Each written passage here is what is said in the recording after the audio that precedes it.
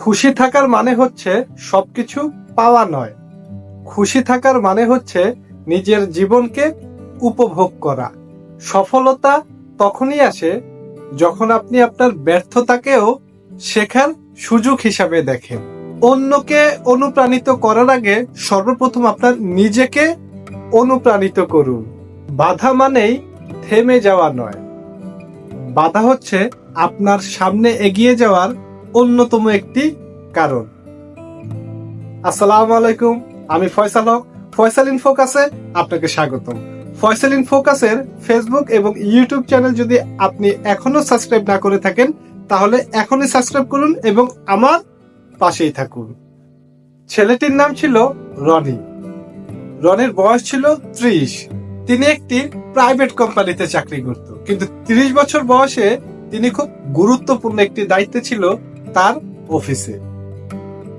তিনি সবসময় তার কাজ খুব গোছালো ভাবে করত এবং যার কারণে গোটা অফিসে তিনি একটি প্রশংসনীয় মানুষ ছিল। কিন্তু এই অফিস জীবন কখনোই রনির ভালো লাগতো না। রনি সবসময় মনে করত এই 9টা টু 5টার অফিসে কোনো স্বাধীনতা নেই, নিজের জীবনকে স্বাধীনভাবে উপভোগ করা যায় না। তিনি সবসময় স্বাধীন চেতা মানুষ। তিনি তার নিজের জীবনকে উপভোগ করতে চাইতো নিজের মতো করে। একদিন সন্ধ্যায় অফিস থেকে বাড়িতে ফেরার পথে তার গাড়িটি একটি ট্রাফিক সিগন্যালে আটকিয়ে পড়ল।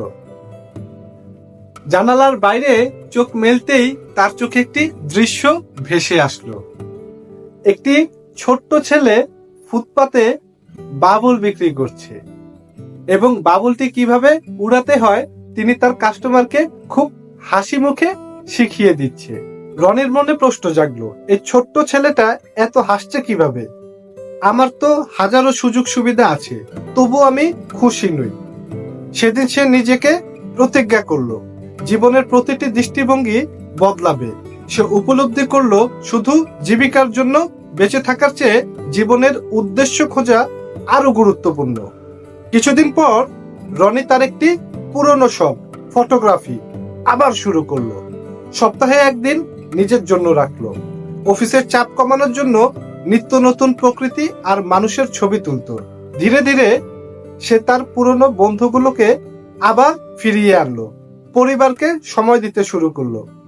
ঠিক 1 বছর পর রনি অনুভব করতে পারলো এখন তিনি শুধু একটি সুখী মানুষই নয়, বরং তিনি তার শখের ফটোগ্রাফি থেকে আলাদা সাইড ইনকামও করা শুরু করলো।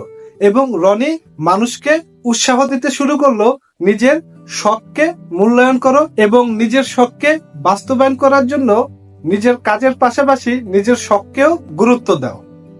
তো বন্ধুরা, এই গল্পটি আপনাদের কাছে কেমন লাগলো তা অবশ্যই আমার কমেন্ট বক্সে জানাবেন এবং ফয়সাল ইন ফোকাসের পাশেই থাকবেন।